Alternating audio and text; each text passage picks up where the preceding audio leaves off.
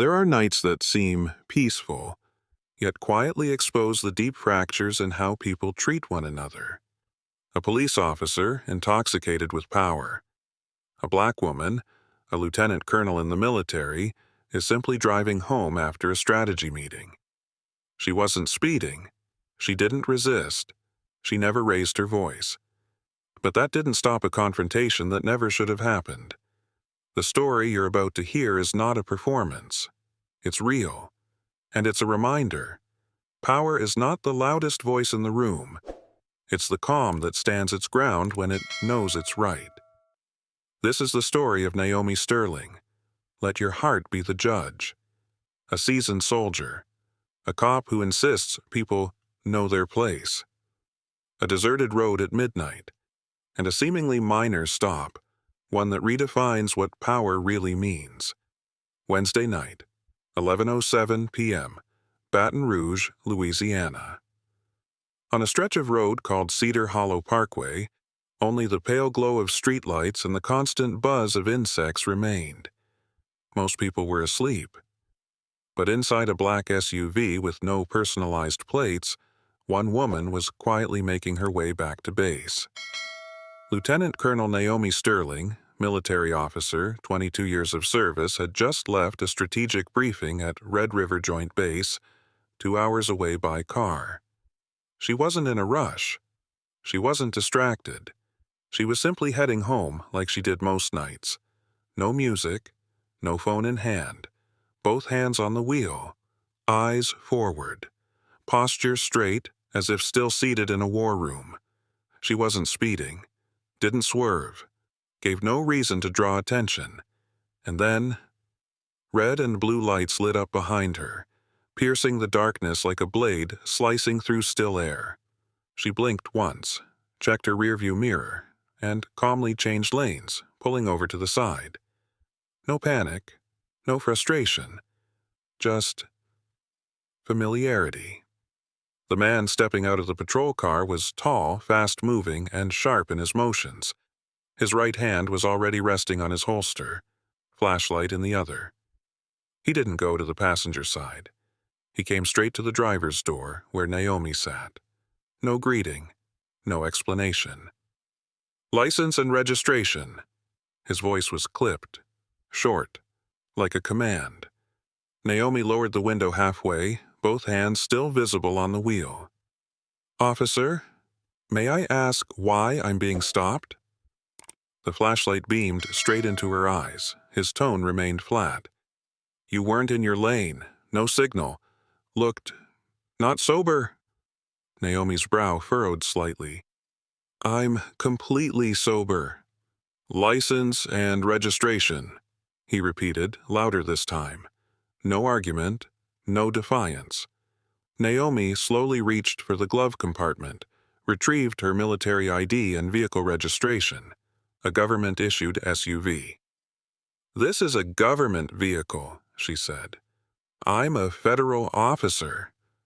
He glanced at the ID, squinted. Military, huh? That doesn't give you any special rights. Naomi held his gaze. I never said it did. But in that moment, she already knew exactly where this was going. He wasn't checking for a violation. He was asserting dominance. What came next wasn't a warning. It wasn't protocol. It was a challenge. Step out of the vehicle. I'm conducting a sobriety test. Naomi frowned. I'm sorry? On what grounds are you asking me to exit the vehicle? You're refusing a lawful order? His voice was louder now, sharp, like he was talking to someone combative. But Naomi didn't budge. Her tone stayed even, neither raised nor submissive. Just clear, just steady. I'm not refusing. I'm asking for the legal basis behind that request. Officer Travis Boone gripped his flashlight tightly. The light from the street lamp behind him caught the badge on his chest, something that, in his mind, hadn't symbolized duty in a long time, but rather control. He didn't respond. He stepped forward and opened her door from the outside like she was a suspect. Naomi didn't resist, didn't slap his hand away. She simply leaned down, unlocked her phone, and turned on the camera. Her voice remained level. No sarcasm, no provocation, just a statement. This interaction is now being recorded. For clarity. For the first time, Boone's eyes flickered. Not fear, but a hairline crack. A flash of recognition that maybe, just maybe, he'd crossed a line. Still, his ego was louder than his caution. "Out of the car.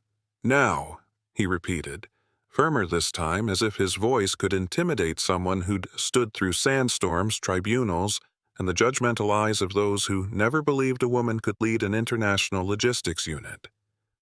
Naomi stepped out. Not with defiance, not with submission. She simply stood tall, composed, exactly as she had in every war zone, every military hearing, every moment where her authority had to be earned twice over. The yellow street lamp lit the asphalt below. A breeze lifted the edge of her simple military coat. "Walk this line," Boone barked, pointing to a strip of paint on the road. One foot in front of the other, eyes straight, no swaying. Naomi followed every instruction. Each step is deliberate, balanced, controlled, no shaky hands, no darting eyes, not a trace of impairment. When she finished, she turned to face him, said nothing, just stood, not out of pride, but because nothing built on 20 years of discipline and dignity could be reduced to a man's insecurity. Boone said nothing more. He looked down and began writing the citation. Violation. Failure to maintain lane. Possible signs of impairment. Naomi accepted the paper without a word. She looked at him, not with contempt, but with clarity. Because not everyone who wears a uniform understands what it truly stands for. She got back in the vehicle, closed the door, and drove away, into the night, into the silence she once believed was free of unnecessary battles. Boone returned to the station as always, unbothered, unreflective. Just logged the incident like a box checked on his nightly sweep. No arrest necessary. Appeared distracted. Test administered. Citation issued. A short note. Cold. Emotionless. The body cam footage was slotted into the charging dock like every other patrol shift. No one reviewed it. No one asked. In the break room at the end of the hallway, the stale scent of coffee mixed with half-hearted laughter from a few officers passing the late shift. Boone tore open a snack, leaned against the counter, and muttered with smug satisfaction. That one. She thought she could play the power game. Flashed her federal ID like I was supposed to salute her or something. Officer Jenna Lynn, pouring water, tilted her head. Federal ID? Yeah, military. Claimed she was some kind of federal officer. Boone smirked. Like that's supposed to outrank a patrol cop? Jenna's brow furrowed. What was her name? Boone slowed his chewing. Sterling. Naomi Sterling. The room fell quiet.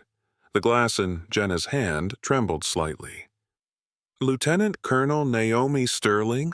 She asked again, slowly. Boone froze mid-bite. Huh? Wait, you know her? Jenna gave a small nod, her voice lowered. She lectured at the State Police Academy last year. Bronze Star recipient. 2 international deployments. Oversaw brigade-level logistics at Red River. She's not claiming anything.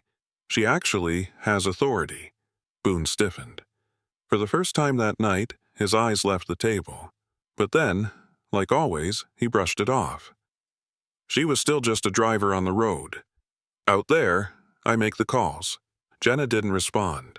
She simply looked at Boone for a moment. It wasn't judgment. It was a silent warning. The kind of look seasoned officers exchange without saying a word. This time, you might have messed with the wrong one. Elsewhere, at that exact moment, Naomi sat in her small office on base. The light was still on. On the screen before her, the video from her phone played back, frame by frame. Not out of anger, but to remember. Every reaction, every detail, every word she had chosen to say, and the ones she had deliberately withheld. Outside, the night remained dark, but inside her a small light had begun to flicker. Not for herself, but for those who didn't have a military ID, no video proof, and no one to listen when they said, "I didn't do anything wrong." No slamming fists, no angry complaints, just a click, an email, a carefully written, thoroughly documented report. And then the system began to move. The next morning, in the headquarters of Red River Joint Base, Lieutenant Colonel Naomi Sterling sat upright at her desk. On the screen, the footage from her personal camera was now officially attached to a formal report, sent to the Department of Defense Inspector General's office and copied to JAG, the military's legal division. Not a single word wasted. No emotion in the tone. Just facts. Each sentence, each timestamp, each detail exactly as she was trained to document when the matter involved safety, honor, and the rights of a soldier. The office door opened slightly. Sergeant Daniels, her personal aide, stepped in, holding 2 coffees. "Ma'am, I saw the video." Naomi didn't look up. "And? Should I contact legal? I already did," she replied calmly. Daniels paused for a few seconds. "You really want to escalate this? If it goes public, there'll be pressure." Naomi looked up directly into his eyes. "You think I've never faced pressure before?" Silence. Then Daniels nodded slightly. Naomi's voice softened. "I don't need to win. I need a record, a marker. Just once. Just once. So they know not everyone will bow their head and let it go." Across the city, Sergeant Boone continued his shift, still giving orders, still writing citations, still unaware that his name had just been entered into a federal-level internal investigation system.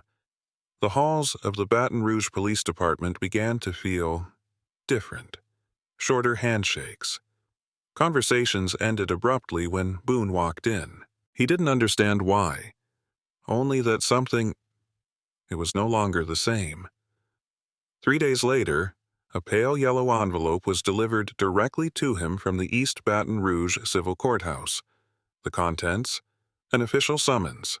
Plaintiff: Lieutenant Colonel Naomi Sterling. Reason: constitutional rights violation during a traffic stop. Allegations: threat, unlawful detainment, abuse of authority. Boone chuckled. "Ridiculous," he muttered, tearing open the envelope, squinting as he read further. But then his smirk faded, because the last line was clear. Included are recordings from 2 sources: personal phone footage and police body cam. At Red River, Naomi continued her routine without disruption. Inspecting logistics inventory. Reviewing transfer lists. Preparing a lecture for the incoming class of recruits. No one knew what had happened. And she didn't tell them. Because she didn't need applause. She didn't need to prove anything to people too impatient to listen.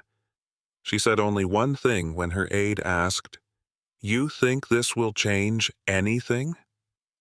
Naomi replied without hesitation, "I don't expect to change the whole system. I just want that next time he pulls someone over, he thinks twice before picking up his pen." The day of the hearing. Baton Rouge woke to a gray morning. No rain, just a heavy stillness, as if the city itself knew this day wasn't like the others. East Baton Rouge Civil Courthouse, courtroom B4, front row. Naomi Sterling sat tall. The combat uniform is crisp, silver insignia gleaming under the ceiling lights. No one said it out loud, but everyone looked, because she didn't walk in like a plaintiff.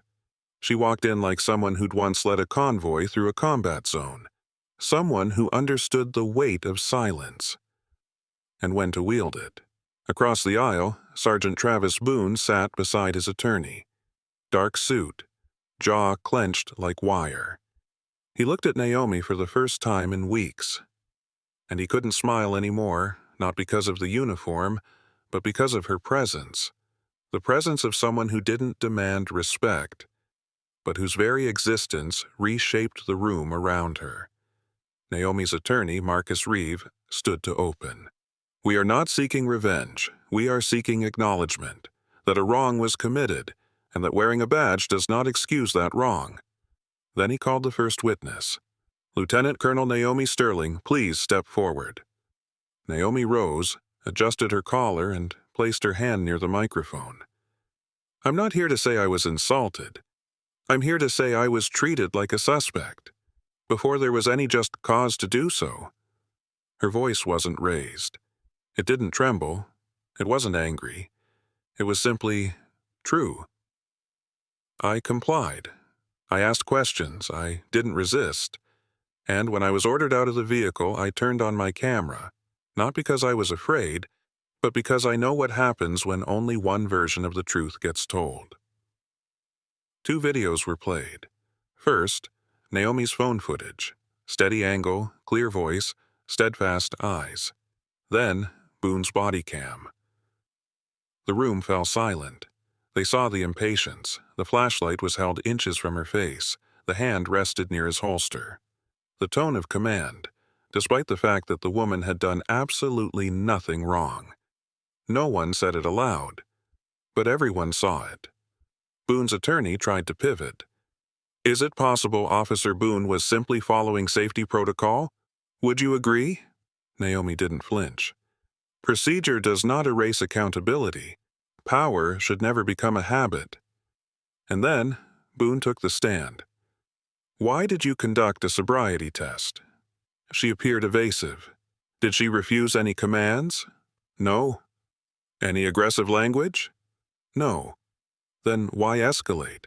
Boone said nothing. "Were you aware she was a lieutenant colonel?" "No." "If you had known, would you have handled it differently?" Boone swallowed. "Maybe. Yes." The room went still, because that one answer was the most damning evidence of all. It wasn't behavior that shaped how she was treated. It was her rank. And that was the problem. 3 days after closing arguments, the court reconvened. No media frenzy, no protest crowds, just an aging courtroom filled with people who understood.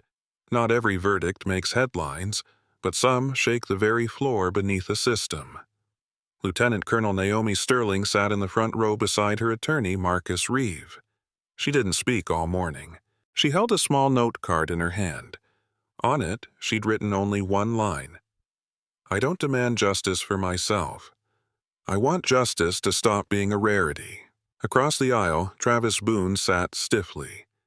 But it wasn't like before. From the way his hands fidgeted, the way his eyes darted, and the subtle tremble in his leg under the table, people saw it. He no longer controlled the room. Judge Helen Whitaker entered. Her black robe swayed softly with each step. "In the matter of Lieutenant Colonel Naomi Sterling versus Patrol Officer Travis Boone," she began, "the court has reviewed all evidence, witness statements, and video recordings from both sources, and has reached a conclusion. The defendant violated the plaintiff's constitutional rights during the traffic stop. The order to exit the vehicle, the field test, and the citation were not supported by reasonable suspicion. The conduct demonstrated signs of abuse of power and intimidation beyond the scope of professional duty." Boone lowered his head, not in remorse, but because there was nothing left to defend. Judge Whitaker continued. "There will be no criminal charges. However, the defendant is ordered to pay $35,000 in damages for emotional distress and reputational harm. This incident will be recorded in the public record and forwarded to the Department of Justice and the Baton Rouge Police Department for internal review and policy evaluation." No one clapped. No murmurs. Just silence.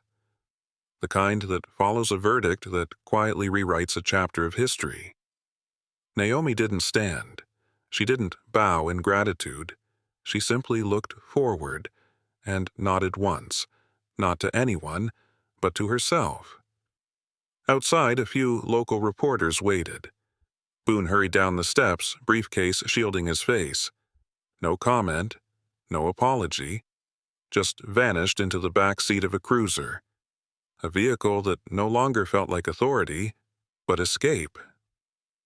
Naomi paused in the hallway on the 3rd floor, checked her phone. A message from Jag.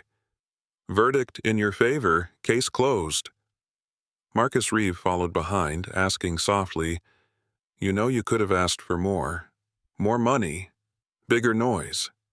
Naomi shook her head, still gazing through the glass. It's not about money. I needed a precedent. 2 months later, Red River Joint Base entered the fall training season. The wind had turned crisp. The flag swayed gently against a gray sky. Inside the main hall, over 60 recruits sat in neat rows. Some are still awkward in fresh uniforms, others fumbling through their first command drills. And at the center of the room, a woman in full dress uniform stepped onto the weathered wooden platform.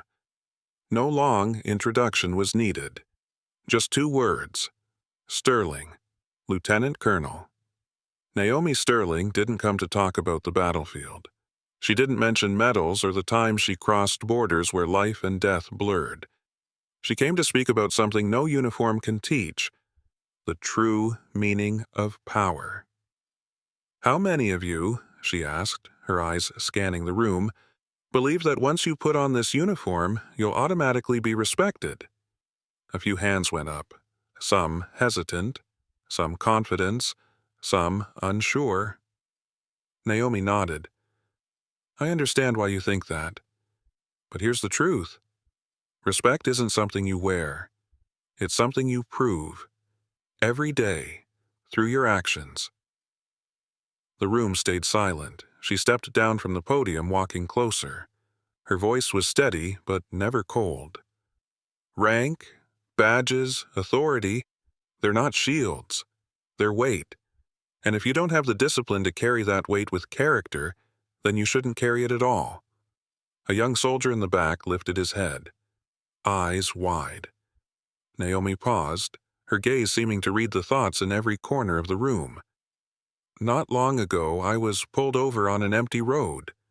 Not because I did anything wrong, but because I didn't look like the kind of person someone thought was worthy of respect.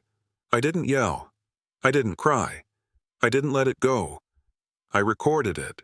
I filed a report, I went to court, and I told the truth. A long silence followed. Not because I needed to win, but because next time, when someone else is pulled over, that officer might remember. Some people don't stay silent, and they're not alone.